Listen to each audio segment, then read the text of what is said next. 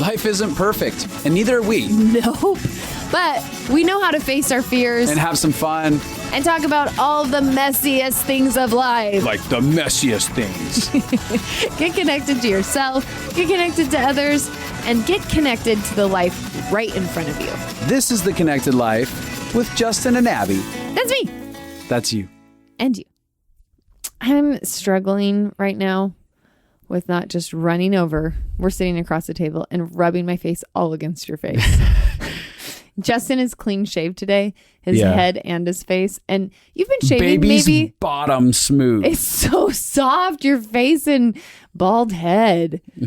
I just Face want to. and bald head. Well, I just mean there's skin everywhere. Mm-hmm. Yeah, that sounds so gross. All the things I want to say, I'm realizing are going to sound so disgusting in this thing.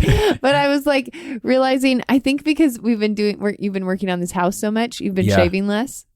Oh, okay. And you have dust on you all of the time. Uh-huh. So today you're actually clean and I can touch your face and I just want to touch it. I was covered from head to toe in sheetrock dust yesterday. Yeah, people thought you had gray hair. There's so much dust on your head. It looked like you had hair again. Was that fun or disheartening? I don't know. Both. We could just put dust on your head every day. No old dust head. Good old dusty dust. Yeah, well, hey, what are we doing? What are we doing today? Yeah, we're continuing in our faith series. Yeah, faith series. We're back again. If you're tired of this, go away. Or just wait a couple weeks and then come back. But last week we had David Tenson on and we began the process of talking about the phases the of 6 faith. phases of faith, which I loved so much. I also downloaded the Wrestle from him, the audio version of it that Paul Young reads, and it put me to sleep. Not because it was boring, but I laid there at night, so like comforting. relaxing myself. I was like, "Oh, it's so nice listening to Paul." So nice. I'm sure a lot of that poem just got into me real deep. So, but we got those 6 phases of faith were a really big deal because it helps. I'm just going to summarize them real quick. Mm-hmm. So the first stage is the baby stage, the like awe, wonder, you're being born. And the recognizing of God. Mm-hmm. Yeah, so that's when I was going to say that, when you recognize God. Like when you like for the first time encounter him and you're so excited and you're learning, everything is brand new and it's wonderful. The second phase is like the toddler phase, which he describes as the discipleship phase. Where like you're having learning, people, you're growing, you're being people taught, are walking like, with you, they're helping you understand what to do, how to work, walk through it. And then the third phase is like as you're growing older, you can contribute in your family. So this is like when you can bake cookies with mom, or you can, you get in and you start doing something instead of just being lazy and just sucking off the teat of life. This is where you begin serving. So like in church, this is where you begin to serve and give back and engage and stack chairs. And then so many people you get to stack chairs. There's a whole group of people like, I stacked and unstacked chairs for years. Yeah, but you're faithfully participating. served. Yeah. And then the next step is the inward journey. Yeah. And that is when it goes deeper, and right between the inward journey and the outward journey is the wall. And the wall is where, like, this is where the teenage years come into effect. And oftentimes when you are digging into the teenagers, you're starting to be like, what do I believe? What do I want to do for my life? I like that. I don't like you, mom and dad. I don't want to be like the music you I don't listen know. to. I don't know if I agree with your politics. Like all of those things. It's when you start to push back and figure against out all the cultural system of the family, it starts happening. And then they're like, why is my kid being such a jerk right now? And he's like, I'm trying to find my own identity. Leave me alone. I don't know if I agree with your crap. It's so true. And they're like a little bit angsty and like want to push back against everything just to push back. I don't want to be controlled. They're all out there getting Justin Bieber haircuts. And like, I wish you could see his bald head doing a hair flip motion. Yeah. And so the wall is oftentimes when you hit a crisis that sends you into a deep deconstruction of what your beliefs had been and what was going on. And this is where you begin to really own and walk through and And how challenge do your these beliefs and come to beliefs. apply to a life when everything is messy and painful?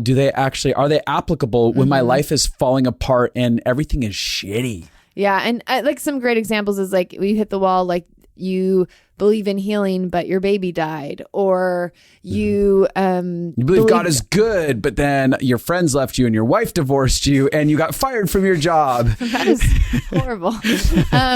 Or like you believed you had a good marriage, and then all of a sudden you find out that your spouse has been cheating on you for years. Anything where there can be disillusionment or huge What can I disappointment. trust? What is truth? Yeah. I don't know. So that's kind of like hitting the wall. And then after that inward journey, you go into the outward journey, which is like in the, because these are stages of development, is what he's comparing. And faith as you to. continue the healthy progression. And so the inward journey is like you're becoming an adult, and the outward journey then is when you're like taking care of your kids and you're loving people around you. And the outward journey is now you have changed and transformed from this deep inward journey that you've gone on. And then after that is mature love. Yeah, mature love, where you're a sage, you're wise, you've learned something about life. You're Oprah freaking Winfrey. You're settled, you trust, you're like connected to trust, connected with everything's going to be okay. You've learned to love yourself, you've learned to love others, and you have love to give to the community around you. Yes, and you're actually spending your life in a way like you're actually spending it as a currency on behalf of the world around you, and not because you're forced to based on some institutional requirements or system, but now you actually have a spot inside of you that's been healed, been liberated and free. Now it's giving away. Yeah, mature love also has a lot of compassion. And empathy. Because you've been broken deeply and you've been humbled by your experience in life. And now this compassion, sympathy, and empathy has been woven into a part of your being. Yeah. So not everybody, like a lot of people can have faith, and you can be stuck in any of the phases.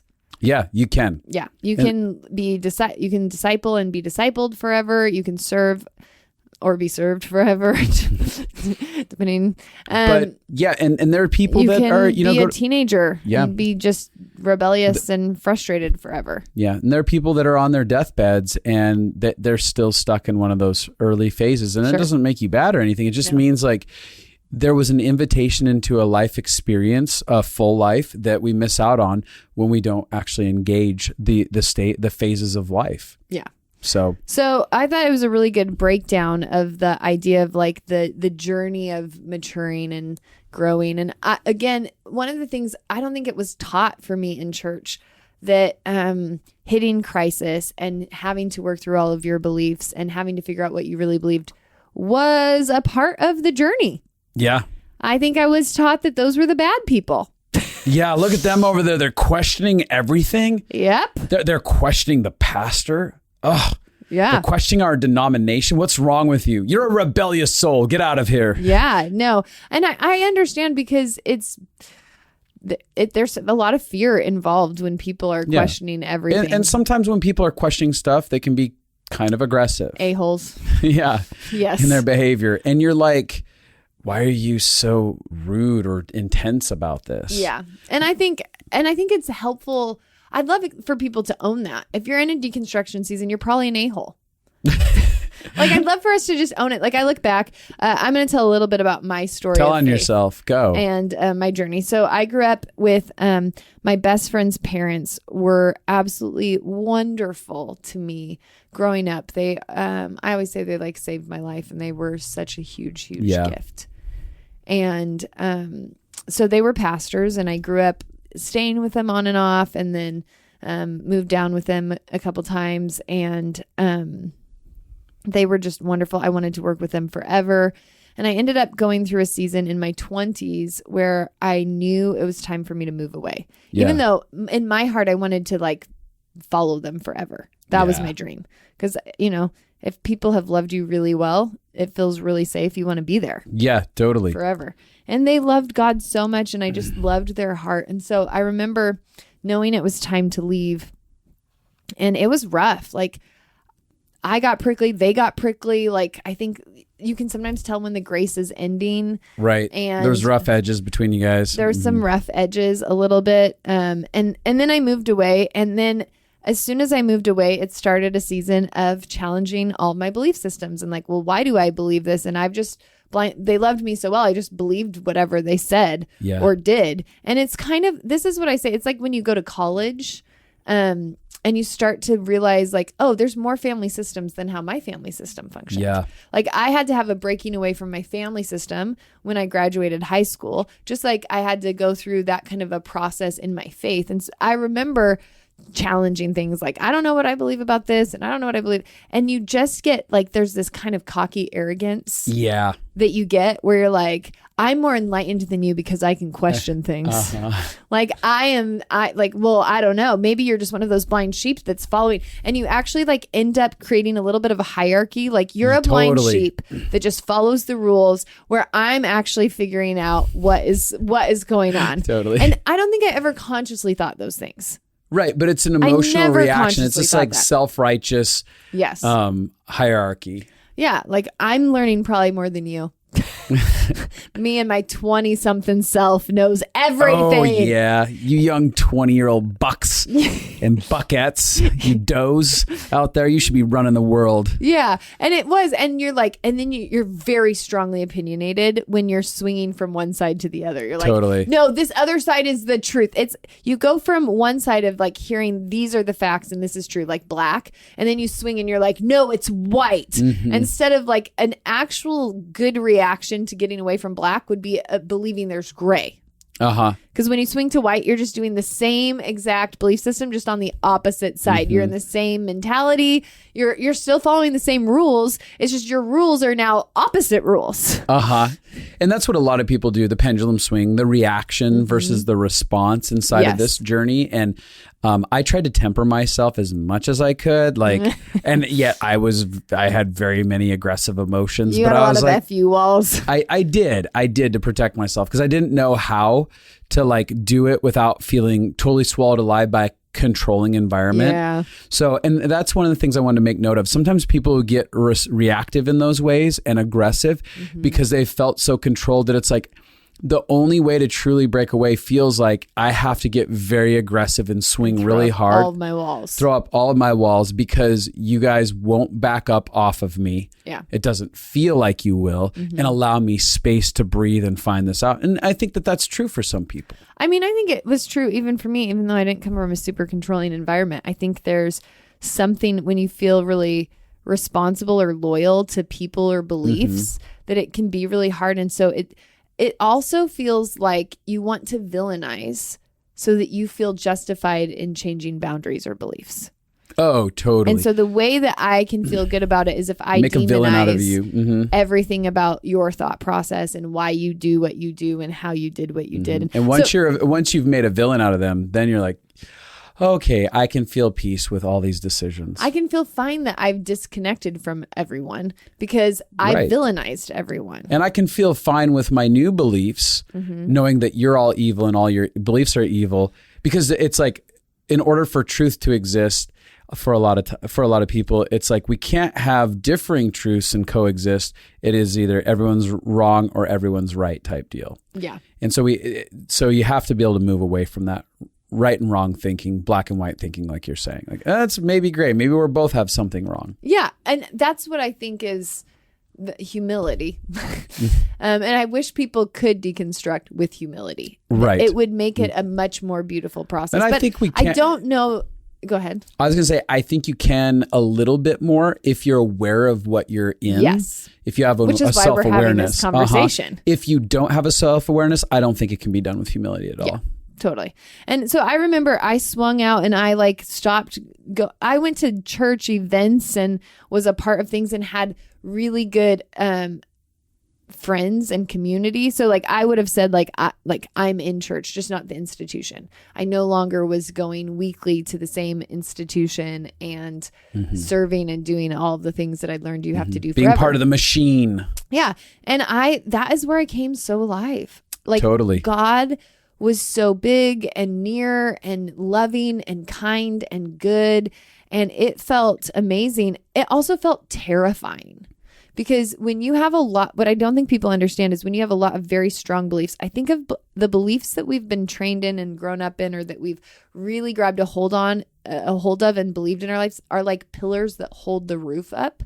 Yeah. And so when you start to knock on a few pillars, your whole world feels like, oh my gosh, what if this topples every belief system I have? Feels terrifying. What is real? Like, I've believed that this is like, like, let's say I've believed, this wasn't one of my beliefs, but I'm just trying to pick one.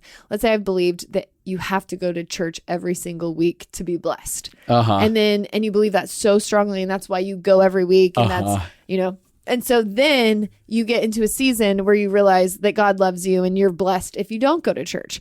But all of a sudden, because something that felt so true to you, you're now thinking that isn't true. You're like, what else isn't true? Yeah, and it feels like you're going insane. Nothing is true. What if I can't believe any of the things I've ever believed because this has happened? And it happens too, like if you have somebody betray you and you're like, if they could betray me, what if everyone could betray me? And that happens not just with the institution of the faith institutions. That happens in political institutions and science institutions and things like that, where people, if they're immersed in a cultural group, a strong belief system, which isn't bad. Strong belief systems aren't bad. Great. But once you have to be honest and look at it and decide for yourself, a lot can get disrupted. Oh yeah, you can have a lot of disillusionment. I think that life cycle, the stages of development, applies to a lot of areas. Like politically, if you just believe the same political beliefs your whole life, and then one day you start to challenge something and you realize this thing I believed may or may not be true the way that I thought it was, and that pillar starts to crumble, it just opens up the door to be like, is all truth subjective? Is there anything that I've been taught that is real? Is there any point in believing anything ever? Yes. So I remember feeling those feelings of a lot of shaking. And one of the things I did is I made sure to stay connected to people through that process, connected to people who knew me before, because I think it's very easy to want to just compartmentalize, throw out the old, start a whole new thing. But for me, staying connected to people, as well as having people who gave me space to go on the journey, both of and staying connected with open hearts, not villainizing the people around me, like realizing everyone's doing the best that they can. If some of these people in our faith have really screwed up beliefs, I probably have really screwed up beliefs too. Yeah.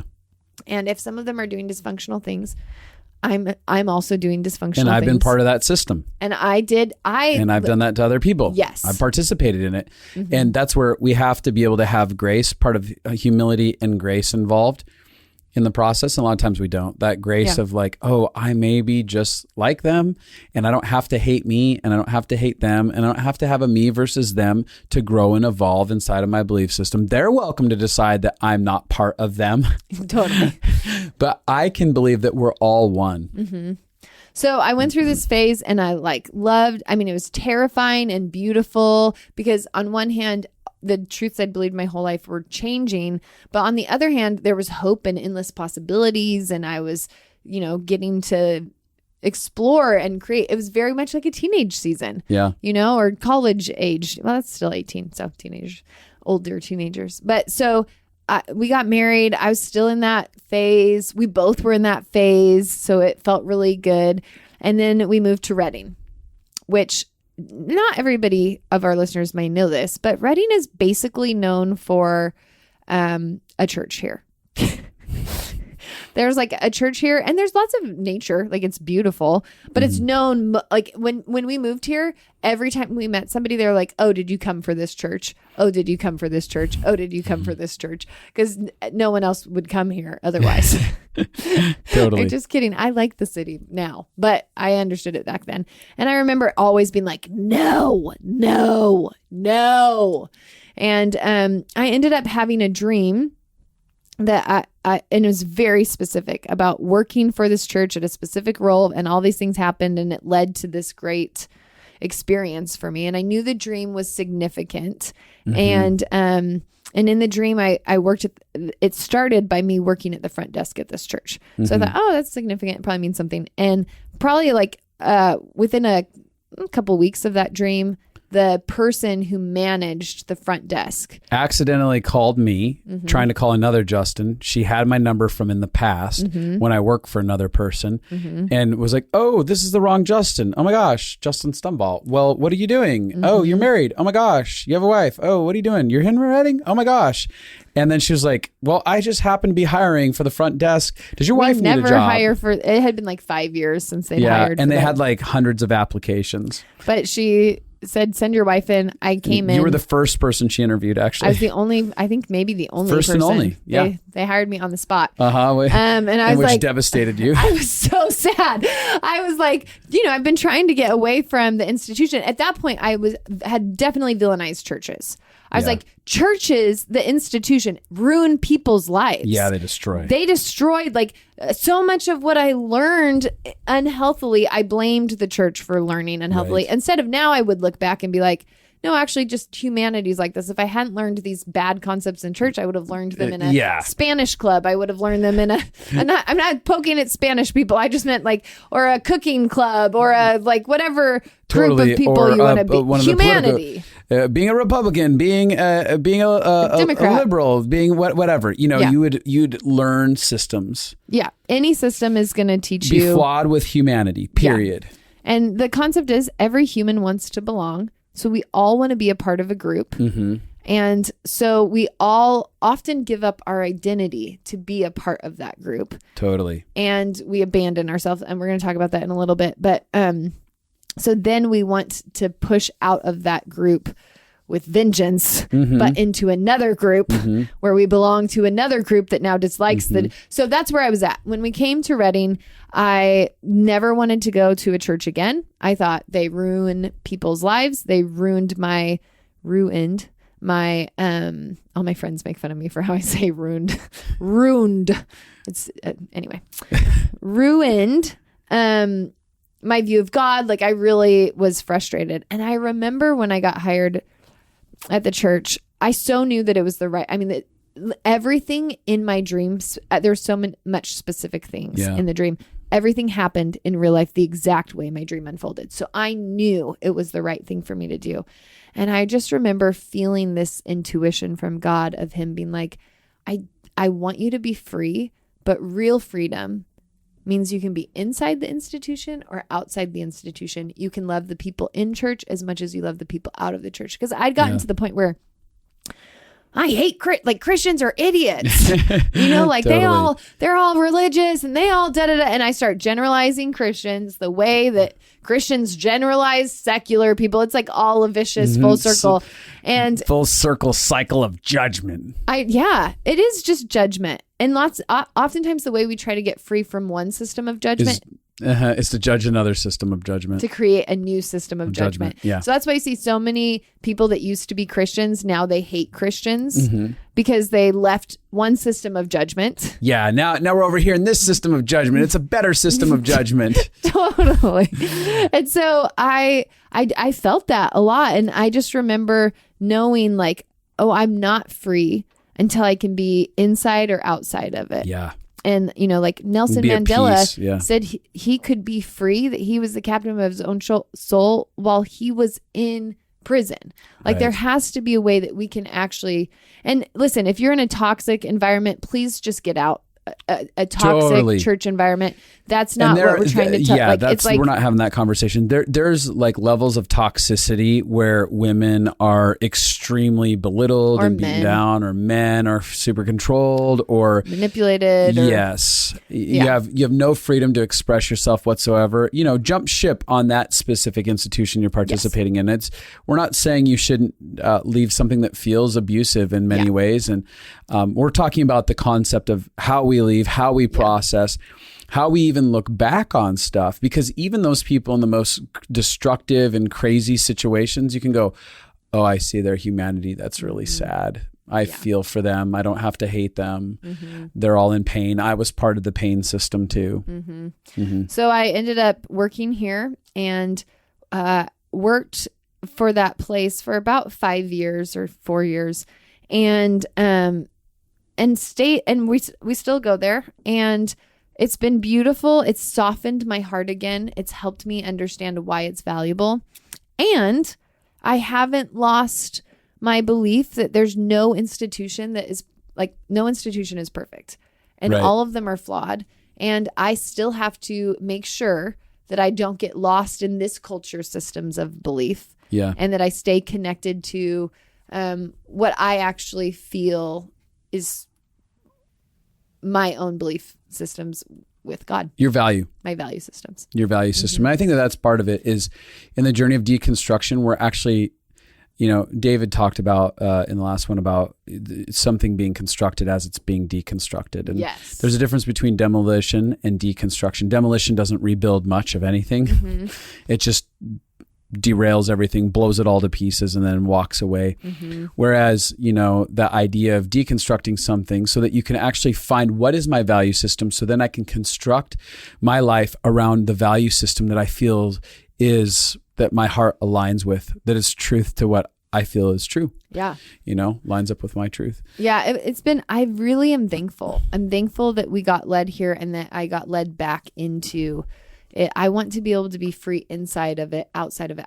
If I want to be like Jesus, I have to love the Christians and the non-Christians. I guess if I have to. And the men and the women and that was funny because he loved the Pharisees, though he challenged them. And that's an interesting thought. Yeah. And there was a lot of Jews he loved also. Because he was one. Yeah.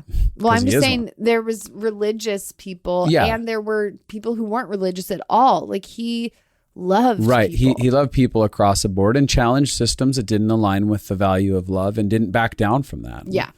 And that's something that was really beautiful. He didn't actually build a case against them. Like I never watched anything where he was like, and then we have to burn the religious institution completely to the ground. He was like, no, I'm just going to go be love in those spaces. And when I have exchanges where I'm being questioned on stuff, I'm going to challenge them. Yeah. I'm going to push back. Yeah. And so now I would say like, now I can look at church and give a list of pros and cons. I can say it has massively brought healing and love and empowerment. And there is something so beautiful about giving your life away to others and having them give their lives away to you.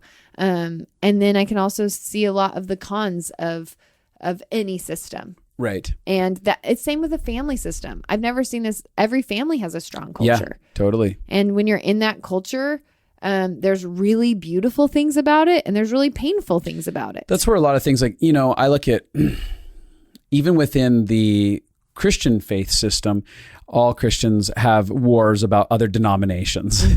Totally. Like, we hate everyone else outside of the Christian church and then we hate everyone inside the Christian church that's not us. We're more enlightened than all the other people in the world. Totally. So we take that arrogance into a lot of hierarchy. A lot of hierarchy into everything that we do. But you know, they look at, I'll use someone like a Joel Osteen. Joel Osteen, when I look at his life is meant to reflect a part of God's nature. I think we all have a capacity to reflect a piece of God's nature in our life message. Yeah. And so part of his life message is that of joy. Yeah. That of hope. Totally. And those are major portions of God's nature that need to be reflected and seen. And people will just fire rockets his direction. Be like, that's not the gospel. And I'm like, oh, you can't actually extract from this individual the beauty of what they have to offer. Like for you and I, there's something that you and I offer uniquely that there's other portions of what we do that we don't offer what someone else does. Totally.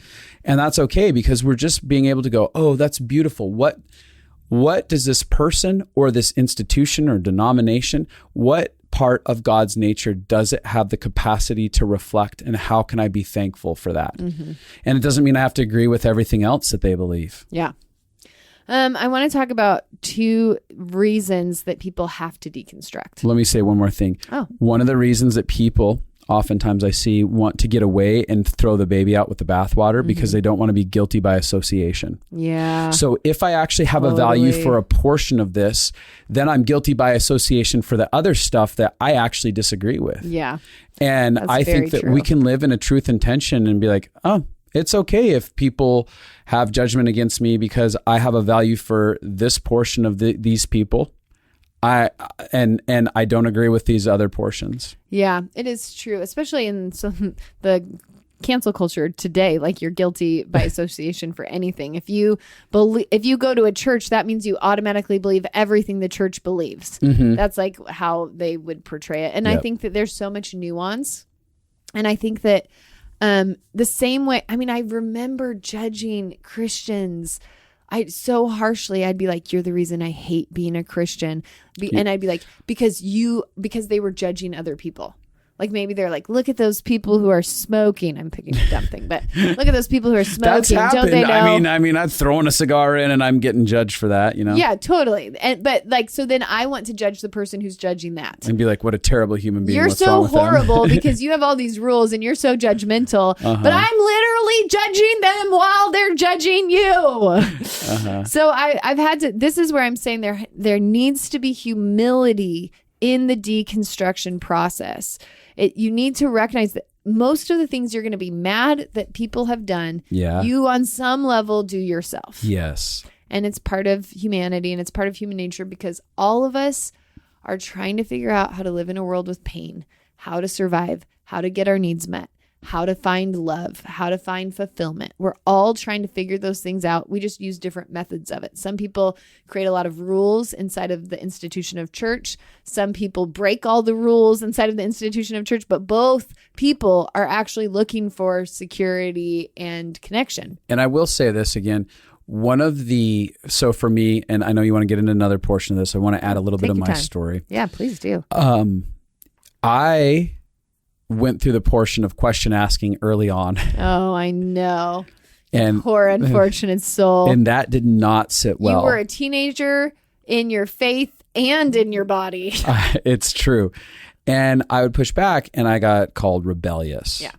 Because I was like, this doesn't align with love and here's one of the things that I think gets a lot of people into sticky situations in their deconstruction phase of their faith, especially within Christianity, is because there's a message of a savior who came because the Father so loved the world that he sent his son so that we could be connected. He's like, already sees us in our mess, wants to come to us because he loves us. Yes. And so this whole message is based on love. And then everyone, okay, I use everyone. It feels like everyone is a judgmental ass, right? That contradicts that entire message. So there's this button of hypocrisy that gets hit for people inside of that. It goes like that we say, wait, I'm especially angry about this because you preach this message, but you completely act opposite of the fundamental foundation of what it's supposed to be about. And for me, that's where I got really riled up. Because I was like, this does not correlate with what you preach. If you didn't preach this and you were this way, I'd still have emotions about this, but not the way that I do. Totally. Given this is so deeply hypocritical. But I know a lot of people experience that pushback of you're just being rebellious, which we talked about earlier. And that causes you to dig in even more. You feel even more judged. You need to protect even more. And I know that for me, I went on a journey of throwing my walls up pretty hard. Yeah. For a season. I remember actually. So I was like, I'm done with it. Like, you want to call me rebellious rather than, oh, let's investigate his heart and get to know him. What is it that he sees or feels or what does he want? Like, had anyone in that time got involved and been like, this is cool. What are you going through? Tell me about it. Are you in pain? What are you discovering? I would have felt. Where was young life for you? Yeah. So I found myself at that crossroads wanting to, and I've said this before on previous podcasts, I was definitely trying to figure out how I could burn the institution to the ground at some point, like a global, worldwide burning down. I want to be the new Martin Luther and create a reformation against the church and institution. Burn the whole institution to the ground. I think a lot of people that go through the demolition phase and not the deconstruction phase, that's where they're at. There's so much pain that they experience from such harsh judgment and hypocrisy that finally they're like, no, I will never allow you to hurt another person. So I will go into full demolition mode. And there's this real deep disillusionment that can happen with church. If you've grown up in a dysfunctional family, you get into church and all of a sudden you have this dream that this is the love you've always wanted. Right. This is the safety you've always needed. This is the family you never had. And that's the like exciting fantasy part. And that can last for a few years, sometimes a couple decades. And then at some point, when you recognize that they're just humans and that it's as screwed up as families are, it can feel so disillusioning because you're like, then there's no safe place. Yeah, like then there's no place that I'm going to get my needs met. It becomes hopeless. Yeah, and there's a deep hopelessness, and that hopelessness can turn to anger. Yeah. In order to feel powerful, because hopelessness feels powerless, but anger feels powerful. And so it's very easy to get into the accusational seat. Yep. And that's the thing, is the minute we disconnect from a relationship with grace and humility and a connection to love is when we start heading down the path of becoming the very thing that we are rebelling against, pushing back against, totally deconstructing. And then we end up building our own institution. Mm-hmm. We end up becoming the very thing in our pendulum swing. And now we're guilty of the same sin. Yeah.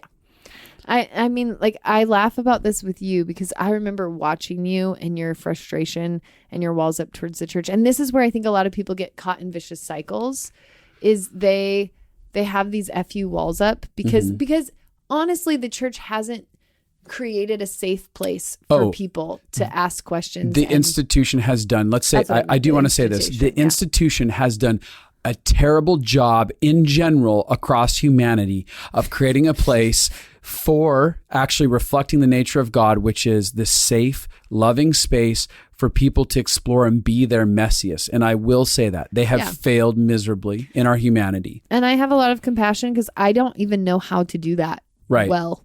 If I'm managing a whole group of people, I don't know. Trying to lead the ship on that. Yeah, I don't know. But I would agree. And because that isn't a safe place for it, people then get their walls up because they're prepared for judgment. They're prepared to be rejected. And often rightfully so. But what happens is Justin would show up with his walls to protect himself from rejection, to protect himself from being controlled, to protect himself from being bullied by their belief systems. And those walls came off like FU vibes. Yeah, I didn't even act out. No. Necessarily in words or actions. Mm-mm. But you were civil entirely. Entirely civil. Kind in my responses. Yeah. You know? But they felt it. And I kept having self-fulfilling prophecy cycles where all of a sudden people are agreeing with the rejection or the self-protection I feel or any of that stuff. And then they're doing it again. Yeah. And I'm trapped in this experience of like, these people are terrible. Why do they treat me like this? Totally. And this happens, I think, with a lot of people who are deconstructing. Yeah. They have their walls up. Typically, deconstruction happens because you hit a wall, you're in pain, you're probably not feeling loved. And so we're our most spiky selves while we're also trying to process and push against everyone. And we're in our teenage phase and we're being rebellious. So it's like our internal energy that we're exuding is like pushing people away. And then our actions. And that's the other thing is that oftentimes people who are in deconstruction phases, because they handle it improperly and don't know how to manage themselves. Or they don't know how to do it. That's what I'm saying. Yeah. Because they do that. Like I've had people come to me when they're trying to deconstruct maybe something in our environment and they're total asses. Totally. And in the way that they're responding even to me. And I'm like, of course, I don't want you in my environment now. Or I want to put my walls up to you because your spikes are coming off. Yes. And you're in war mode. Yes. And if you weren't in war mode, I would be totally open to hear conversations with you. But I don't even know how to handle you because you're so spiky. Yeah. I feel like I'm having guns shot at me. And that's the same thing in the institution. Literally who you were. Totally. I get it. And that's why I have a little bit more grace for those people. Yeah, it's true. I'm like, oh, I get it. There's me. Yeah. And what would you say your journey has been even here with your own deconstruction? Because I've seen a huge difference in you. Do you want me to talk about it? Well, I'll share some thoughts and then you can kind of chime in. I found that when I came into this space, I came from a background of traveling with someone in and out of churches for 2 years. And then I've been part of the institution for a long time. I'd kind of traveling with someone in leadership and being behind the scenes in leadership. I watched a lot of the hypocrisy firsthand. I watched the messiness. Painful. I heard the conversations. I watched all that, and that made me go, I'm done with this shit. Like done. Totally. And so when we got into it. this space, I had a friend who said, look, man, I think being in this space here, there's going to be a redemption for you. That's you're going to get healed inside of relating to people. Mm-hmm. And through that progression, I experienced some really painful situations, even within this institutional space. Oh, yeah. Of people being human. Yeah. And I had to work through that. It's like the rant. I think I went on another one where you had so many people confront you because you cussed. And I literally was like, he's the most integrous person I know. Right. And cussing is going to be the thing you care about. Right. So, and you're giving to all these people and helping all these people through their major life traumas. You're helping all of the leaders around this place.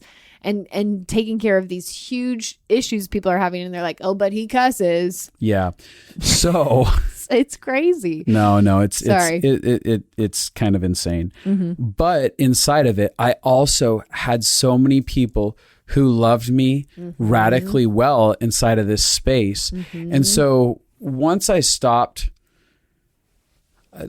I allowed that love to hit me, and I began to go, this is the love that people inside of this space, because people make up an institution. An institution is not a person, but is made up of a collective of people. And we take our pain out on an institution. We want to generalize everybody that's part of it. And I didn't allow myself to do that. I said, I'm going to allow the individuals that are graciously brought into my path to love me. I'm going to allow that love to land. Yeah. And what I found is, I resolved my emotional walls with the institution. Like, I don't have the bite inside of me anymore. Totally. I don't feel the need to be part of a giant institution whatsoever. I'm very part of a church, which is individuals of people that we have intimate relationship with, that we challenge each other, throw each other forward.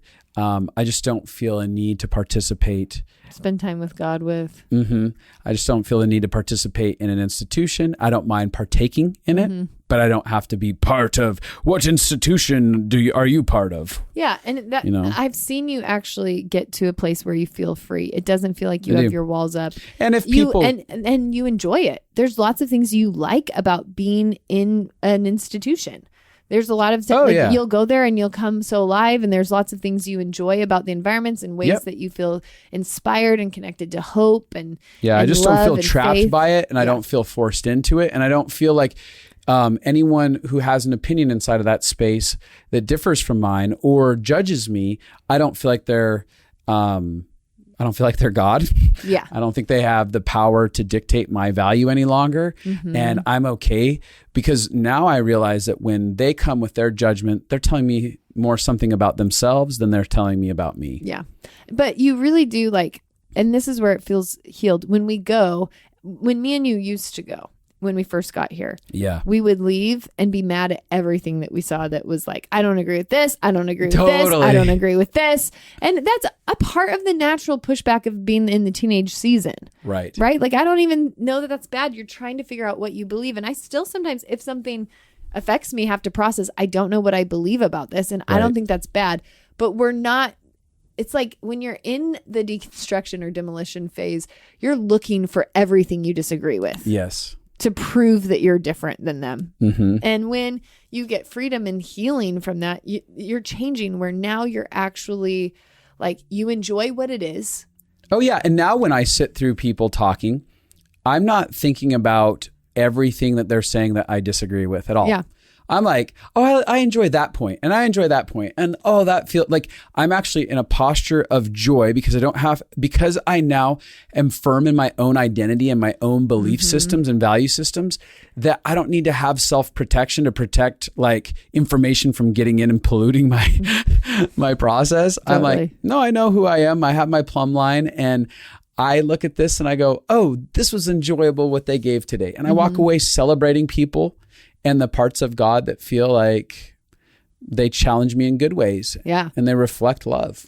Well, one of the things I was thinking, me and you are a little bit different. I can get sucked in. If there is a culture of strong beliefs. You definitely could be part of a cult real fast. No. Listen, no. I'm very independent and I have my own opinions.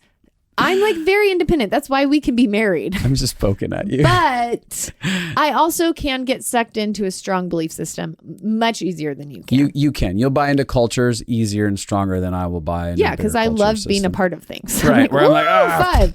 Yeah, you're more independent. So what I will say is that has been really, because I can relate to those people that are like, but if I listen to this message, I feel like I just absorb all of it, even the things I don't agree with. And so it's been very helpful to me. I've always had a couple in churches that I'm listening to with varying different belief systems. Because if you only are a part of one place, then you believe that place has the corner on truth. And it's an echo chamber, right? And then what happens is to disagree with them means you're on the outside. But if you have multiple places, then you can find people who have beliefs similar and different. And what you can do is you can get used to being around people who have beliefs without having to be the same as them. Yeah. And that is such a beautiful skill, to have people who believe differently than us. Yeah. So tribalism at its finest. Pick your tribe and survive. And it's like, no, I can be part of multiple tribes. Yeah. And enjoy what they have to offer and be one of the voices and one of the many other voices in the tribes. Yeah. Yeah. Anyways, besides tribalism, got distracted there. I wanted to talk about abandoning yourself and boundaries real quick. Okay. So we're going to do a deep dive into this later. Yeah, later. Not right now. But a lot of times the reason deconstruction gets really messy and really intense is people experience a sense of abandoning themselves, which is, I don't know what I think or what I really feel. I'm just going to... I don't take care of myself. I don't take care of my needs. I don't push back. Like I do everything to follow the rules or to be the right type of person, or like I care more about that than what's going on inside of me. And also they don't have any boundaries. So they live a lifestyle of not having any sense of boundaries. When you abandon yourself, it lacks boundaries. You're not actually saying like, I have this sense of value. I have these types of needs. I'm not going to allow myself to just be ran over. And so once they have a life of not having any boundaries and they've abandoned themselves, the reaction is explosive when they realize that they feel an injustice. And that injustice oftentimes is projected externally. So, it's you're the reason I abandoned myself. You're the reason I had no boundaries. And now they vilify this external thing and they have to try and gain justice. So first and foremost, what we have to understand is the injustice we feel when we live that lifestyle is a self-inflicted injustice. That means inside we didn't do ourselves justice. That means, I didn't take care of myself and my own heart is angry at me. Not at this thing. It's actually angry at me because I could have lived in that same institution or system without abandoning myself with boundaries. Yeah.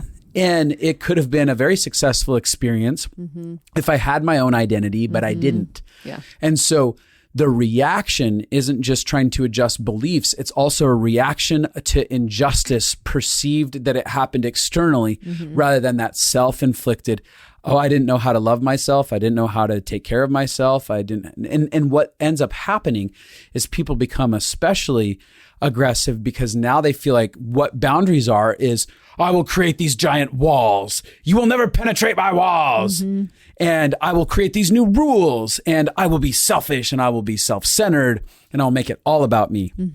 And so that extremism that comes in is part of the pieces that feel very demolishing, the demolition, rather than the reconstruction. Because now in their bitter and jadedness and pain of being actually acting powerless, even though maybe we didn't understand we could act differently, we acted powerless in our own life. And now what we believe is being powerful is becoming aggressive, building walls, becoming selfish, and then destroying everything around you. Yeah. And that's something that I wanted to point out, that if you can healthfully learn how to not abandon yourself and have boundaries and get into a posture of ownership that this is something that you were doing in your life, regardless of the institution's expectations, then you can have grace for the institution or people and just go, that's okay. They didn't really do all that to me. I did a lot of that to myself. Yeah. Or I think a very balanced, they did some things to me and I did a lot of things to me also. Right. But Because it's co-created. It's a co-created relationship. Yeah, there's never an institution that does nothing poorly. Right. And there's also, so it's never all of our fault. And it's also never all their fault. I don't think I don't think the word's even fault. Yeah. I think it's. That's good. Don't use that language. I don't think there's fault in them. I don't think there's fault in me. There just is. It's like, this is how I manage myself. And if I own that inside myself, if I didn't abandon myself, I may not have ever been part of this institution in the first place. Sure. Or if I had not abandoned myself, I would have been happy. Well, a pastor would have been griping at somebody else because the pastor would have realized I'm not the person to go gripe at because I have good boundaries and I'm not going to play that game. Right. Yeah. A lot of us, because we were conditioned just to be rule followers. Right. And so a lot of us just followed rules over and over and over again in church without questioning them and without feeling like we could set a boundary. And so I work with so many people in my office that is like, well, it's the only thing I could have done to serve 5 days a week at the church, because that was like the unspoken culture, right? Everybody just gives up their life for the church, and that's how you get love, and that's how you get affirmation and approval. And I'm like, but did you ever try to just not do that? Because in most people's brain, there wasn't a choice. Right. The only choice was leave and I'm like, did you try? And so many times people didn't even see that having boundaries could have been an option. And sometimes it works way better than people think. Like that, there isn't actually this huge punishment that comes when they have and they still can actually be involved and have boundaries. And and I was terrified of boundaries because I thought like great punishment would be levied against me. And then when I started having boundaries, I'm like, oh, they people still just like me. Shrug it off and like me and go find someone else that doesn't have boundaries. That's the truth. One of the things I want to talk about as we're wrapping up this episode, I have a couple. I'm going to read a couple things from some books, but I want to mention really fast, we're doing something we decided never to do before, which is we are rolling out Living Fully Alive for the second time this year. Mm-hmm. I don't know why we've never done it before. It's kind of cruel that we make people wait an entire year. Yeah. But I keep having people email me every day being like, I wish I would have done it. I know I need to do it. LFA 2.0 2021. Email us at lfa@stumvalconsulting.com if you're interested in participating in that, because we're going to make a unique email list of people. Yeah, we're about to open up signups again. And the early bird pricing is the only place you can get a discount. So, yeah. And then also we're having so much momentum from the immersion program. We've never done the immersion program before, but it's one of the best. Everyone is just freaking out about how good it is. Mm-hmm. And we're like, oh, wow, this is really cool what we helped facilitate here. Yeah, and people are getting to connect people, and you'll hear more about it, but you will love it. So there's that. Now I want to go back to deconstruction. And one of the things I just want to say is I know what it's like to be in a deconstruction season. Obviously, I would say I'm in one now. And I just have so much, I just want to communicate grace and compassion towards people in that season. Like there's times when I know I could do something better. Right. But the pain is, I'm processing through so much pain and working through different things that sometimes I know like I'm doing the best I can. And I'll let you know that you're not a shitty person for going through this, because I know that it's very easy to feel that way. Like I'm a terrible person for even challenging this, and all my relationships are falling apart because in some places when you do disagree, they do throw you out, and they don't know how to do relationship with disagreement. And that's so painful, and I'm really sorry about that because I've been there in those spaces. Yeah, absolutely. And so I just want to have compassion for you, and also just acknowledge like me and you can look back and see how messy we've been in the past. And we can say like, oh, humility would have helped. And some of those lessons you just learn from going through it. Yeah. But what I would challenge everybody is every season I go through, my goal is to become softer, more vulnerable, less self-protected, and more like love. Yeah, more kind. More kind. And I have seen there's two types of people. They go through deconstruction, they become hardened. Mm-hmm. They go through deconstruction, they become softened. They go through deconstruction, they become more judgmental at the people who've hurt them. or they go through deconstruction and they recognize they are everybody who's hurt them. Yep. They have all the same capacity for humanity in them, and they have deep compassion for themselves and others. Like some people go through deconstruction and recognize, I'm so human.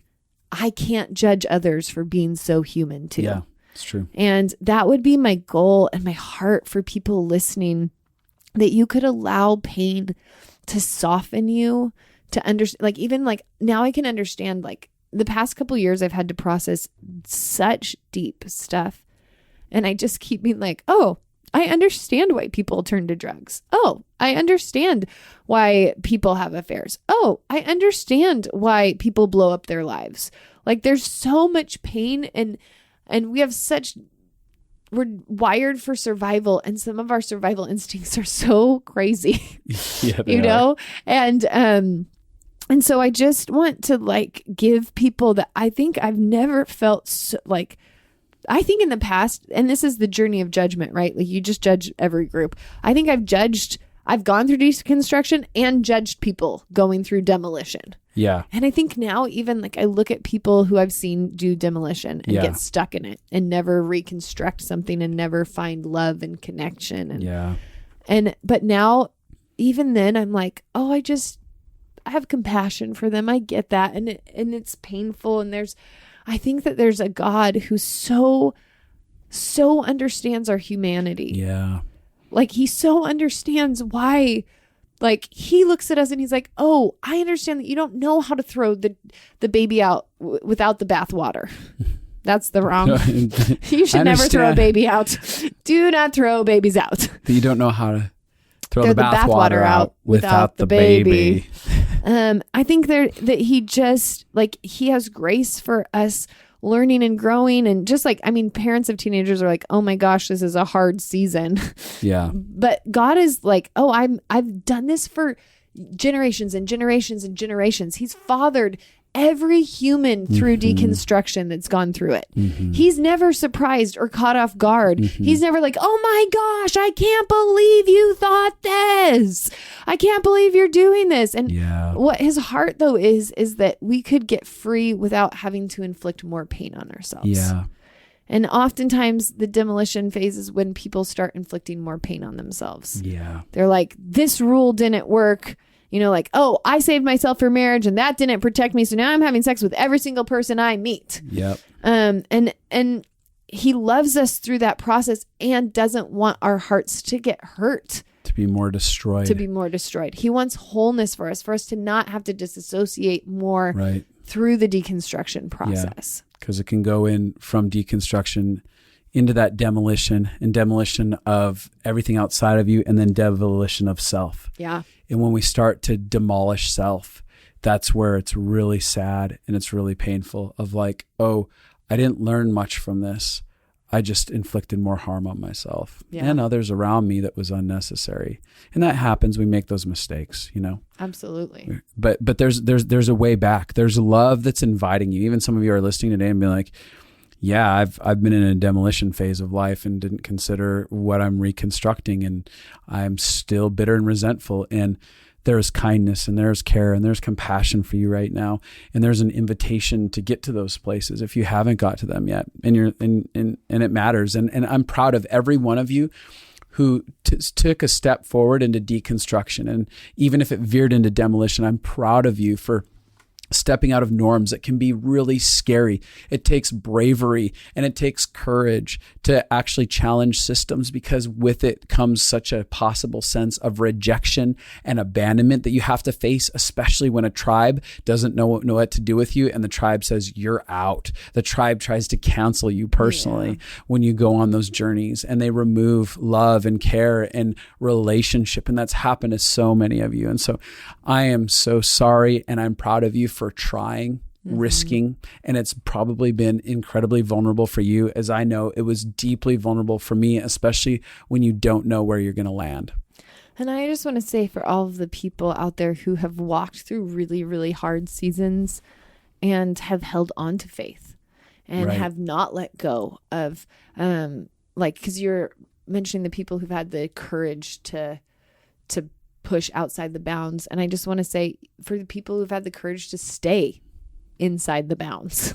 There's beauty in that too. And I'm proud of you for being brave and because it's much easier to run away from pain than to work through it. And so, I think if you're out here, I just want to validate, like, everyone gets hurt from church systems. Yeah. Because there's no way to create a system that doesn't have control and belonging. Yep. On earth. This is why Jesus's kingdom is so radical, because he came to establish a kingdom that never moves forward by control or fear. Yep. It's crazy. He established a kingdom that was peace on earth, goodwill to men. He established a kingdom that was love has come for you, not to control you, but to invite you. And so I just want to, on behalf of leaders who haven't given you space to go on your journey and process, or who've been too afraid. And I think, honestly, I can look at all the leaders in my life who were afraid of my journeys. They loved me. Right. They were scared of pain for me. Yeah. And I'm scared of pain for other people. I want them to avoid it. And I feel those feelings of, like, I want to control you to make good decisions so you don't go through pain. I can feel those emotions in me come up sometimes when people tell me about their lives. And so there's this place of I'm just sorry on behalf of leaders that didn't know how to allow you to walk through the process and to love you in the midst of it. Yeah. And so I just randomly this week, we were planning on finishing our deconstruction talk, and I am reading 2 different books that talked about deconstruction randomly, and neither of the books are about it. And I just wanted to read a couple things from it that felt so encouraging to me and I thought would encourage you. So this is from the book called Belonging by Sharon Hirsch. And it's a quote by Chuck DeGroat. It said, "You are dust, and to dust you shall return. No one ever told me what a gift it would be to return to the ground of my being, to relinquish the exhausting attempt to fly just a bit above everyone else, to relax my fatigued ego. On the ground and in the dust there is no facade, no more hiding, only rest. And it's where Jesus can find you. Jesus came down, you see, to the dust, in the flesh. And so you no longer need to prove yourself or protect yourself. There's no ladder to climb, no stairway to the pearly gates, no performance strategy, no purity ritual, only surrender, only rest. Come to me, all you who are weary, Jesus says, not up there, down here. No more ladders, no more climbing into the dust where God meets you and renews you." Ugh, so good. And I love it because that's what deconstruction is, right? Yeah. Is you're allowing yourself to go down into the dust and to have everything fall apart and be stripped away. And it's scary, but that is where Jesus is. And that is where we get liberated from the systems we've believed in that have been imprisoning us. And then this is one more quote from the same book. "Hear the broken heart." Let's see. This is talking about, he goes on to describe how the anguish of not belonging to more than ourselves can often become a weapon to cause further alienation. "Here, the broken heart is an unresolved wound that we too often inflict on others. Our appetite for more becomes a clenched fist against God and others instead of a heart broken open into the largeness of life, into greater capacity to hold one's own and the world's pain and joy." And basically, she's talking about how we can go into accusation at God, or we can become a heart broken open into the largeness of life, into greater capacity to hold one's own and the world's pain and joy. And that is the beauty of deconstruction. And that is the beauty of hitting your wall with your beliefs and having to weed through, like, God, who are you and what do I believe about you? And I will say this, my heart has been, I don't want to agree with accusation. Yeah. In the midst of deconstruction, it's one of my core values. I do not want to agree with accusation towards God or towards other people. Yeah.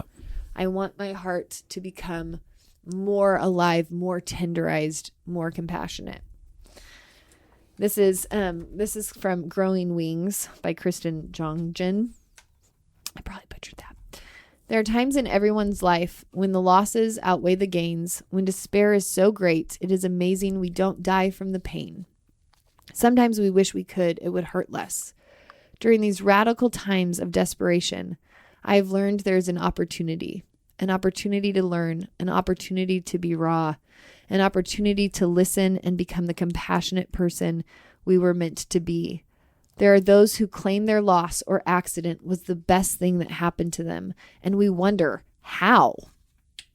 Now I know. My most powerful lessons resulted from having faced my own crucifixion, felt it, witnessed it, and died to the life I had had before. I could not have resurrected stronger and truer without such a radical deconstruction. If you're at a point in your life where darkness seems imminent, have faith. Breathe. Know there is light. This is not forever. Even in the darkest, most ominous room, it only takes a pinhole of light to pierce the shadows and eradicate the blackness. Deconstruction means letting go of the struggle. It means accepting that there are times in our lives when we are merely human, flesh and bones, capable of only so much. We must allow the stripping of our past selves, let every layer that isn't our truth fall away, and trust that a new life lies past this curve in the road. So I just wanted to friggin' good. I wanted to encourage you out there, if you're in the season of deep pain or of deconstruction, this is a season. And there is a gift on the other side. And the last thing I want to encourage people with is, I will say one thing that has radically changed how I'm doing deconstruction in this season is the pastor at the church here. His name is Bill Johnson. He always says, make sure that you don't create theology out of your life experiences. And that has been something I've held on to throughout deconstruction. For me, even in the okay, well, I haven't personally been healed. Am I going to allow that to dictate what I believe about who God is? Will church leaders have personally hurt me? Am I going to allow that to dictate what I believe about who God is? Right. And so I just want to challenge people out there. It's so easy to create our theology around our pain, but if you create theology around pain, you'll be stuck in pain forever. It's true. Well, I enjoyed getting to have that conversation. I hope you guys enjoyed listening to that conversation and participating with us. Let us know what you're thinking of this Faith series. You can find us on Instagram at Justin Stumball and at Abi Stumball, and send us some messages. We like to hear how what this is doing for you, maybe the people that you love, how they're experiencing this Faith series, what it's kind of the questions that it's opening up, maybe with family members and friends. Stuff like that might be happening with all of this. We're very interested in it. And we just, felt really like, this is part of this season of our lives that we feel like a yes to talk about.